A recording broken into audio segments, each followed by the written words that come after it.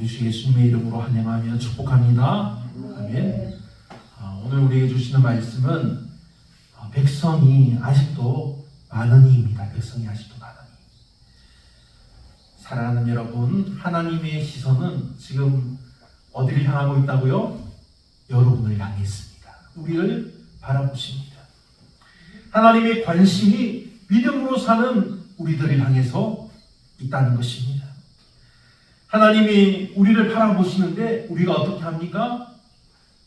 그런데 우리가 하나님을 바라보지 못합니다. 우리 생각이 우리를 지배합니다. 우리 생각이 이 마을을 어렵게 하는 축산가원과 또 한평군의 공무원들을 정말 어렵게 바라보고 어렵게 생각하게 합니다. 저 사람들은 결국 우리를 쫓아낼 거야. 정말 그렇습니까?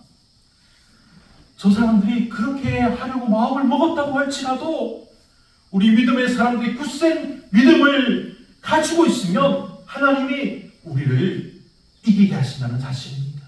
아멘? 하나님 보아서 네, 하나님이 우리로 이기게 하십니다. 하나님이 우리를 사랑하시기 때문입니다. 할렐루야. 아멘. 하나님이 우리를 사랑하시는 그 한 가지 사실이 우리를 붙들어 주시고 우리가 쓰러져도 세워주시고 계속해서 하나님을 믿는 믿음 안에 거하게 하신다는 사실입니다. 사랑하는 여러분, 믿음이 무엇입니까? 믿음이 무엇입니까? 믿음은 우리가 바라는 것들의 소망입니다. 하나님을 믿지 않던 우리가 무엇이었습니까? 하나님을 믿지 않던 우리는 죄인이었습니다.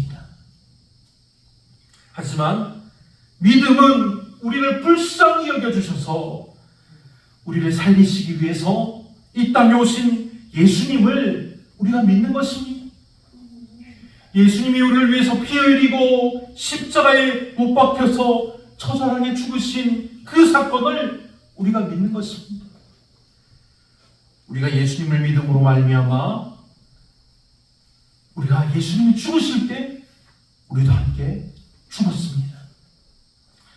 예수님을 믿음으로 말미암아 우리는 예수님이 부활하실 때 우리는 또 함께 부활했습니다. 이것이 우리가 믿는 믿음입니다. 사랑하는 여러분, 우리가 예수님을 믿음으로 말미암아 얻은 구원은 이렇게 놀라운 능력이 있습니다. 우리는 예수님을 믿음으로 말미암아 이미 구원받았습니다. 그런데 우리가 예수님을 믿음으로 말미암아 우리가 무엇이 되었다고요? 이제는 죄인이 아니라 의인이 되었습니다. 하나님이 우리를 거룩하다고 인정해 주셨습니다. 그런데 우리는 어떻습니까? 또 죄를 짓고 잘못을 행합니다. 그럼 이 죄가 어떻게 될까요? 이 죄는 해결됩니다. 예수님이 흘리신 보혈의 피로 이 죄가 해결됩니다. 이 죄는 우리에게 없는 것입니다. 예수 그리스도의 보혈의 능력이 바로 이것입니다. 예수님의 보혈은 우리가 믿기로 한 순간부터 계속해서 우리에게 부어집니다. 2000년 전에 그 옛날부터 지금 이 순간까지 그리고 앞으로도 계속해서 우리에게 예수님의 보혈이 부어진다는 것입니다. 계속 우리에게 은혜가 흘러내린다는 사실입니다. 우리가 죄를 지어도 흘러내려서 우리 죄가 사해집니다. 우리가 그것을 하나님께 고백하며 하나님 감사합니다. 하나님 다시 이 죄를 짓지 않도록 성령님 나를 도와 주옵소서. 이렇게 우리가 기도하면 하나님이 우리와 함께 해주신다는 사실입니다. 사랑하는 믿음의 성도 여러분, 우리는 이제 죄인이 아닙니다. 우리가 예수님을 믿음으로 말미암아 우리는 죄인이 아니라 의인이 되었습니다. 의인이 되었다는 사실을 꼭 기억하시길 바랍니다. 아멘. 본문을 보면 누가 나옵니까? 기드온이 나옵니다. 기드온이 누구입니까? 하나님이 세우신 하나님의 사람, 사사입니다. 하지만 기드온은 정말 위대한 하나님의 사람들 중에 보면 좀 우리가 보기에는 좀 문제가 있는 것 같습니다. 그렇죠? 찌질하다고 말을 하는 사람도 있습니다. 하나님이 기드온을 세우실 때에도 기드온은 이 사람 정말 믿음이 있을까 할 정도의 그런 사람이었습니다. 사사기 6장 15절에 보면 그러나 기드온이 그에게 대답하되 오 주여 내가 무엇으로 이스라엘을 구원하리이까 보소서 나의 집은 므낫세 중에 극히 약하고 나는 내 아버지 집에서 가장 작은 자니이다. 아멘. 기드온은 이스라엘의 그 지파 중에 므낫세 지파에 속한 집이었습니다. 그런데 그 지파 중에서도 가장 작고 약한 아버지의 또 가장 연약한 자녀라는 사실입니다. 사람들에게 기드온이라 말하면 모두가 인정하지 않습니다. 그런데 하나님이 이 기드온을 사사로 세우신 것입니다. 기드온은 므낫세 지파 중에서 가장 작고 약한 집안의 가장 약한 사람이었습니다. 그래서 기드온은 숨어 다니기를 좋아합니다. 이방인들이 미디안 자손들이 지금 이스라엘을 막 괴롭힙니다. 이스라엘 사람들을 괴롭히고 빼앗고 때리고 뺏어가는 것 때문에 숨어서 몰래 타작을 하고 있습니다. 그래서 하나님이 기드온을 불러서 사사로 세우실 때 기드온은 하나님께 무엇을 합니까? 요구합니다. 하나님, 나를 사사로 세우시려거든 이것을 보여주세요. 앞에 있었던 사사들은 어떻게 했습니까? 하나님의 말씀을 듣고 믿음으로 하나님이 함께 하시는 능력을 붙들어 힘을 내어서 일했습니다. 그래서 이스라엘 나라가 평안함에 가게 됩니다. 그런데 이러한 모습이 계속 되풀이됩니다. 계속해서 되풀이됩니다. 하지만 하나님이 세우신 사사가 함께할 때는 이스라엘이 승리하고 이스라엘 나라 전체가 평안함을 얻습니다. 하지만 하나님의 사사가 죽고 나서는 이스라엘은 그 이전보다 더 악하게 더 나쁘게 변해버렸다는 사실입니다. 이런 일이 계속되면 어떤 일이 일어날까요? 저마다 내가 이런 사람이 있지 않겠습니까? 내가 하나님의 선택을 받아 사사가 되면 정말 좋겠다 하는 사람도 있지 않겠습니까? 하지만 하나님은 이스라엘을 사랑하시되 정말 너무도 사랑하셨습니다. 하나님은 그냥 작은 은혜만 베풀어서 백성들을 회복시키는 것이 아니라 하나님은 백성들에게 큰 은혜를 베풀어 주셔서 이스라엘 백성들 모두가 하나님을 찬양하며 하나님께 감사하며 하나님께 영광 돌리는 그런 삶이 가능하겠다는 사실입니다.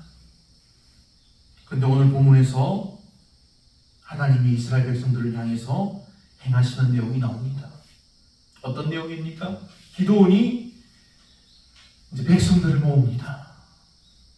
이제 그래서 괴롭힘 당하던 이제 이방인들, 자기를 괴롭히던 미디안 족속들 그리고 동방의 그 족속들을 그 사람들과 싸우기 위해서 전쟁이 일어날 참입니다. 그래서 싸울 줄 아는 사람들이 모이게 했습니다. 몇 명이 모였을까요? 이스라엘 백성들 32,000명이 모였습니다. 엄청난 숫자지 않습니까? 그런데 미디안 진영은 몇 명일까요? 135,000명.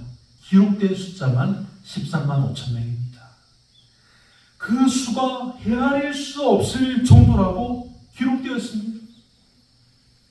하지만 하나님은 135,000대 32,000명 차이가 나잖아요.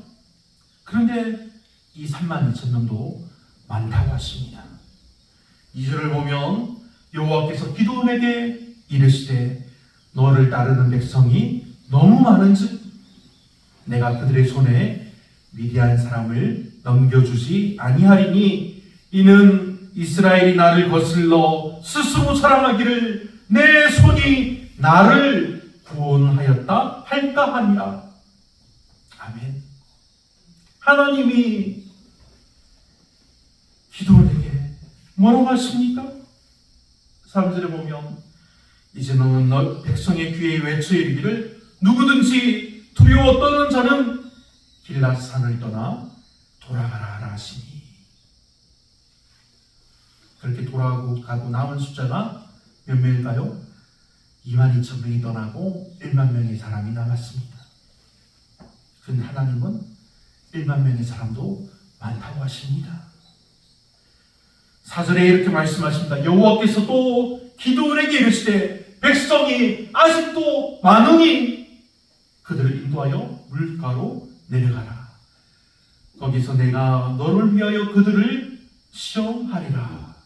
아멘. 그 시험을 통과한 사람이 300명입니다.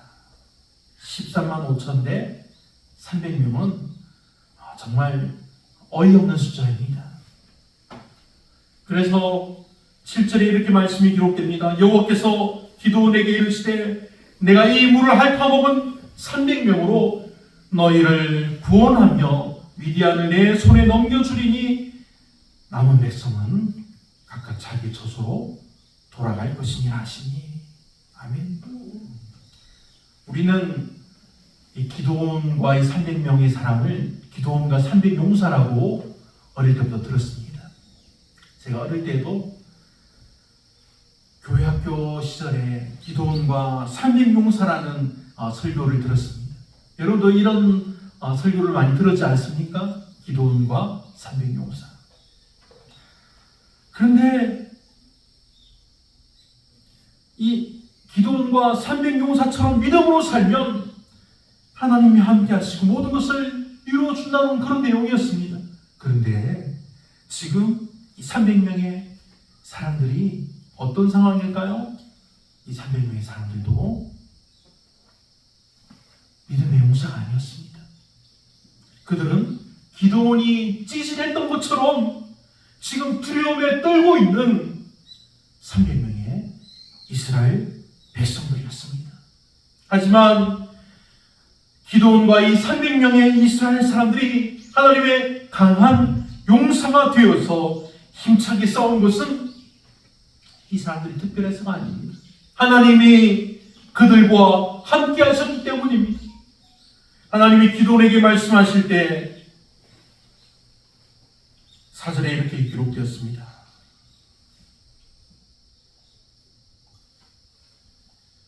거기서 내가 너를 위하여 그들을 시험하리라. 내가 누구를 가리켜 내게 이르기를 이 사람이 너와 함께 가리라 하면 그는 너와 함께 갈 것이요 내가 누구를 가리켜 내게 이르기를 이 사람은 너와 함께 가지 말 것이니라 하면 그는 가지 말 것이니라 하신지라. 하나님이 특별히 용감한 사람을 선택하신 것이 아닙니다. 하나님이 기드온에게 말씀하신 대로 선택한 사람들이 이 선택받은 400명의 사람들입니다. 이들은 다른 사람들처럼 겁이 났지만, 겁이 나고 두려웠지만 하나님이 이들에게 알게 하셨습니다. 이스라엘을 구원하신 하나님이 자기들과 함께 하신다는 사실입니다. 이스라엘 백성들이 많이 모여서 숫자로 적을 이길만 해서 이긴 것이 아닙니다. 하나님이 그들로 다 돌아가게 하셨습니다. 다 자기가 살던 곳으로 돌아가게 하신 것입니다.